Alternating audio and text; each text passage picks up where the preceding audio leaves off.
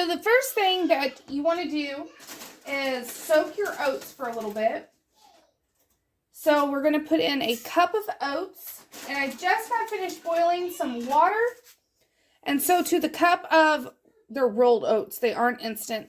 To the cup of that, we are going to add 2 cups of boiling water.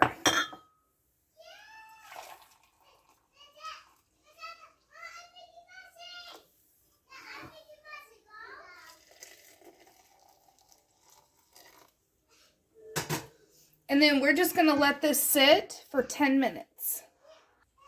I'm also going to go ahead, because I need to use my tablespoon and I didn't think about it. To the oats and water, I'm adding a tablespoon of salt. And I'm just going to go ahead and let all that do its thing together. And then in this bowl, which is what we're going to be mixing everything in, I want to add a tablespoon of active dry yeast.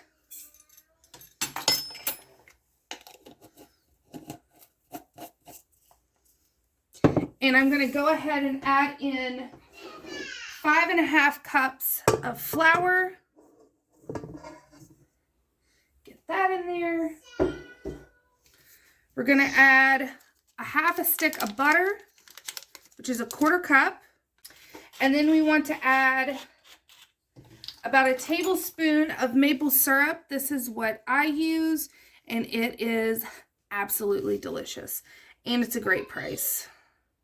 I'm actually going to get the gallon next time I order from Azure. So I'm adding about 2 tablespoons of the maple syrup. And then we're going to add about a 1/2 cup of honey. This is the honey I'm using again. This is delicious. It is so good. And I use it for coughs. So my girls will pretend to have a cough just so they can have a teaspoon of honey. It's kind of cute. But we're going to add about 1/2 cup.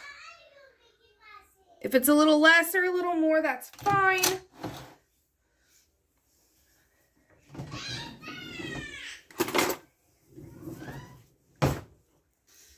Got that in there.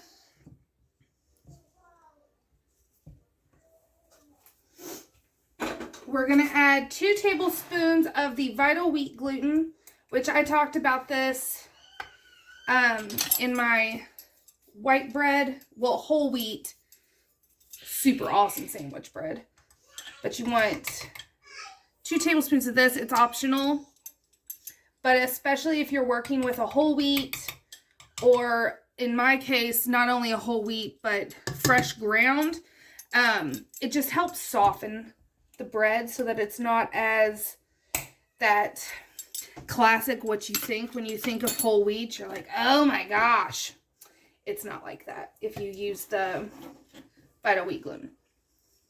Good, honey. So I'm going to give this, maybe, nope, wrong bowl. Going to give our oats with the salt in it just a little stir.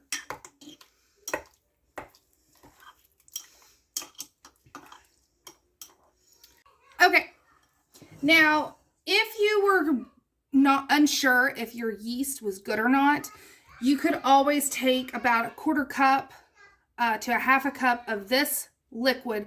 I wouldn't do it to boiling. I would just get 1/4 cup to a 1/2 cup of warm water and stick your yeast in it first and make sure that it puffs up and activates. And then I would just subtract whatever amount you put with that yeast from the boiling water. But do not put boiling water on your yeast. That is not good. That will not be okay.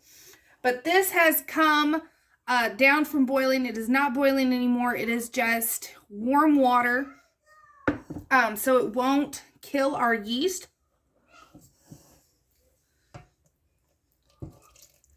So we're going to add it right on top.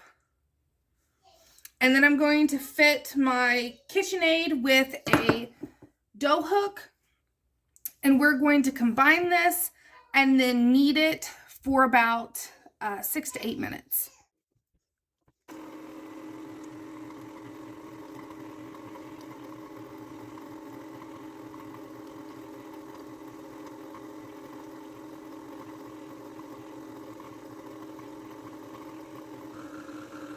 Okay, so I ended up kneading the last probably 5 minutes by hand.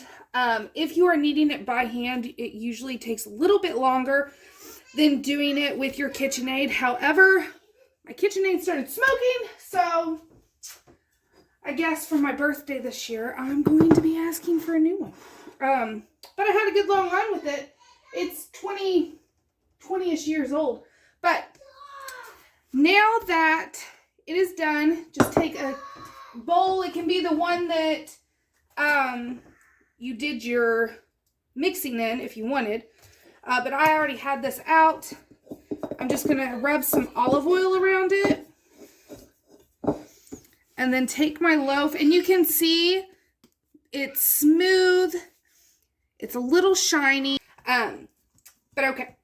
So I have it all greased up. I'm just going to cover this and let it double in size. So I will bring you back when we're to that step. Okay, so our bread dough has doubled in size, and my house is a little cooler than most, so it took about 2.5 hours to get it doubled. And I just wanted to say that because a lot of recipes will say, you know, doubled in an hour. It's going to vary depending on how warm your house is or how cold your house is. So this makes 2 loaves. But you want to take your dough, and it's pretty punched down. So then I'm just going to divide it in half. And as you can see, I am not technical about it.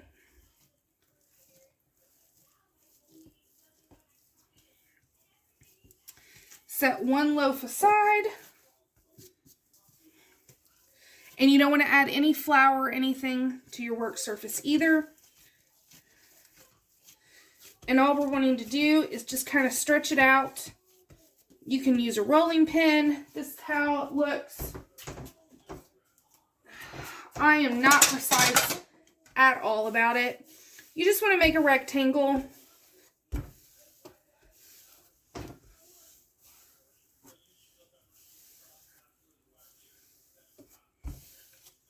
Like so. And then we're just going to take it and tightly roll it. You want to pinch closed as best you can. Doesn't have to be perfect. Flip it over.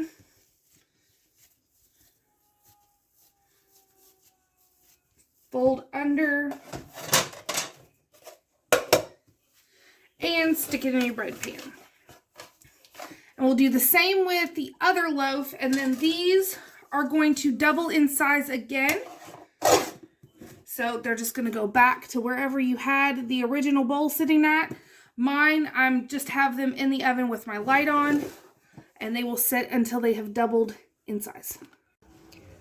Okay, so you can see I just covered this with a loose piece of saran wrap so that it wouldn't get a crust on top, because that'll stop it from rising. And this has made it to the top, so we're going to preheat the oven to 350 degrees, and then once it comes up to temperature, they're both going to go in, obviously this without the saran wrap, for 35 to 40 minutes. Sometimes it takes as long as 45 minutes, and sometimes it takes as little as 30 minutes.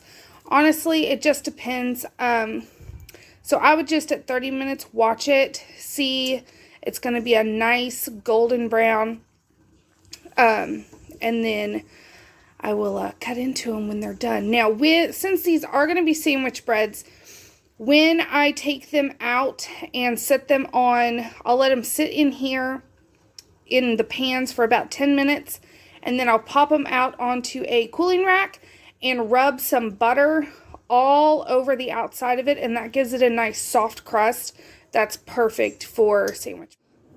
All right, so here are our loaves. They're actually still warm, but someone already got into it, and it is amazing. So as you can see, the crumb is perfect. You can see the little flecks of oat still in it. It is really, really good, and I hope you try out the recipe for yourself. So, I hope you enjoyed the video, and I will see you all next time. Thanks for watching.